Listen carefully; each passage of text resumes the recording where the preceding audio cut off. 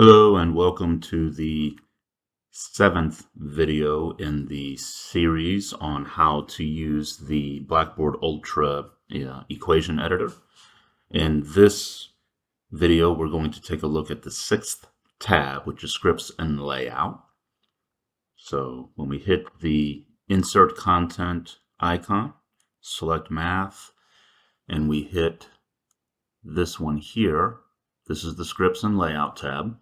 And here are a couple familiar ones from previous videos. We have our big fraction, our beveled big fraction, our square root, and our nth root, if you will.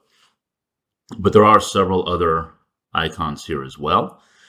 So we can do a big fraction, like 1/2, or we could do a small fraction.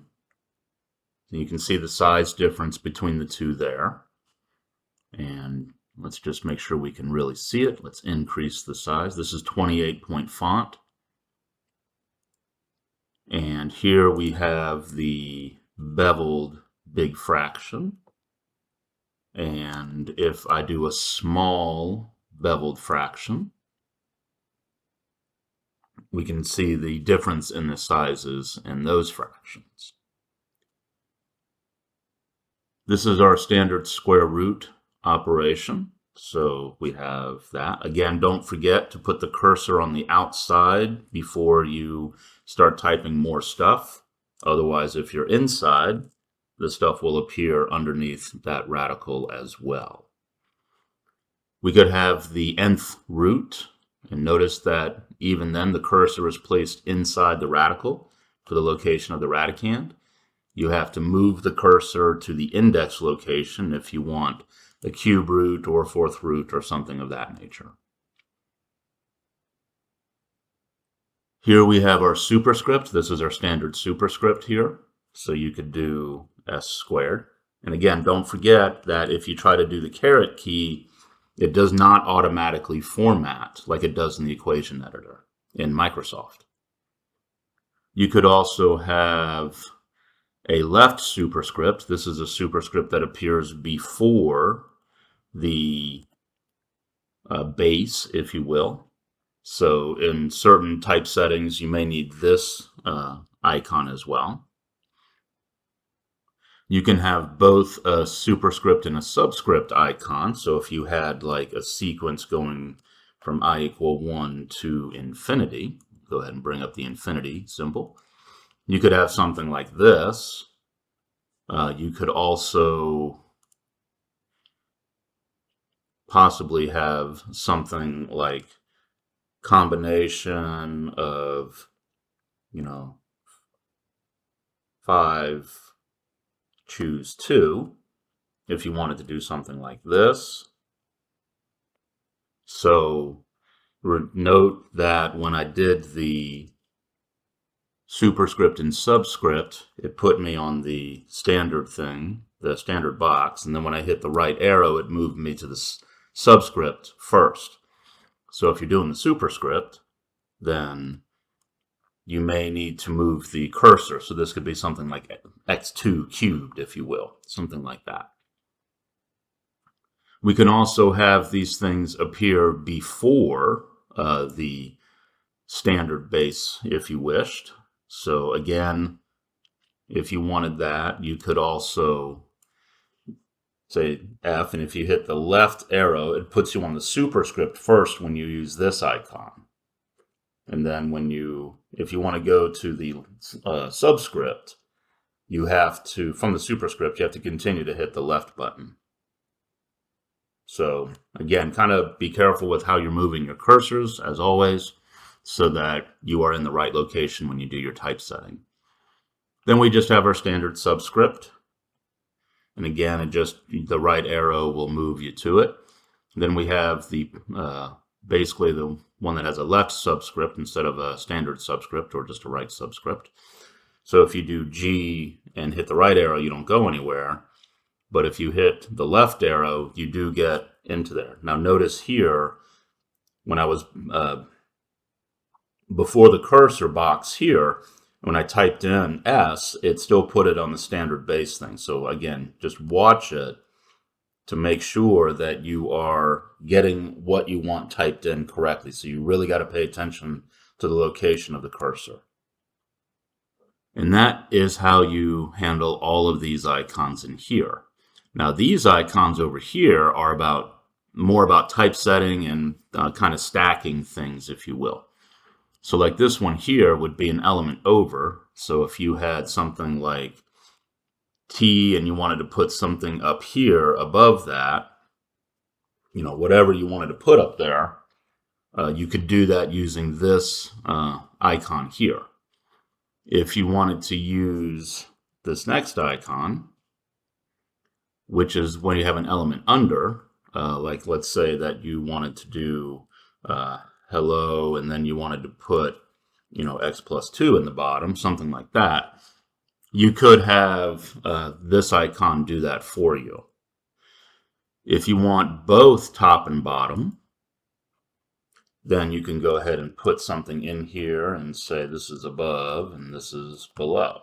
So again, make sure that you know where your cursor is before you start typing stuff to make sure it gets typeset correctly. Here you have your braces underneath. So this is the underscript basically with brace. So if you wanted to type in like N, we'll go back to our symbols here, times N times N times N, you could say that this is equal to N, you know, 4 times. And so you could go through and do typesetting like this if you wanted to somehow underbrace a group of operations and, you know, kind of describe what you're doing here. Pretty popular when you're trying to explain mid-step what algebraic operations you're doing. And if you wanted to do it over instead of under, you could do it there as well. So if we had G, you know, times G times G, you could also put it up here and say G 3 times. And notice everything is centered here. The brace covers what's in the big box here, what's in the script box, and then you have the over brace up here. And again, make sure that you have the cursor completely outside of this before you start hitting enter, because if you don't, then it's very likely that you could end up with something being stacked, and you may not want that. So just make sure that, you know, you're paying attention to how stuff is being typeset when you do these things. And this is where you can get the overs and unders, if you will. So if you want something typed over an element or something underneath or both, if you want braces, these are where those icons are. Now here is when you start having bigger operators. So to give you an idea, here you can already see the box is bigger. And if I were to type, sorry, I hit the button now.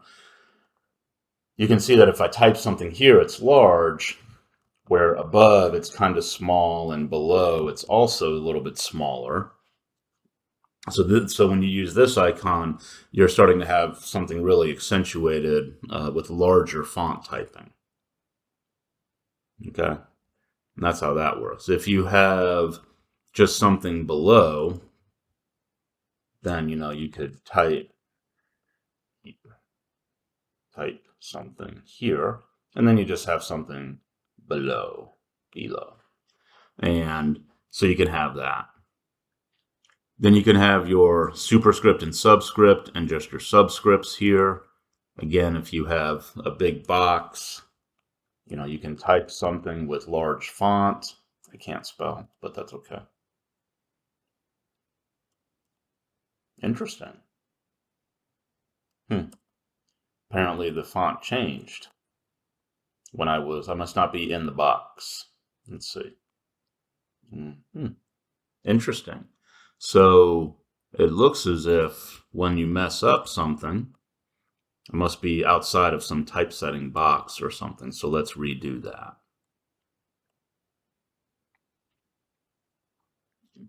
And this is again why you have to really pay attention to what's going on, so that you don't make these kind of mistakes. So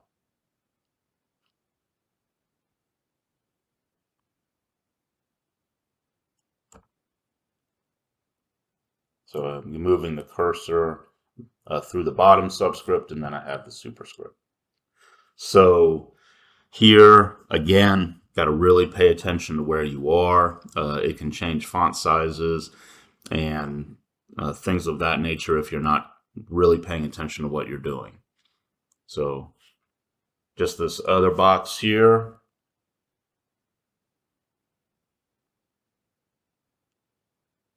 And then I can put some subscript stuff here and have that typed in. Now these last three icons are pretty interesting. This talks about digit space. This kind of brings them closer together, and this kind of also brings them a little bit closer together. So let's take a look. I'll go ahead and I'll type in the first 5 digits, 1, 2, 3, 4, 5. That's what it looks like standard-wise. But if I do 1 and then I click on this digit space, notice it spaces it out, pretty much like a matrix table that we saw in earlier videos. If you bring it to the thinner space,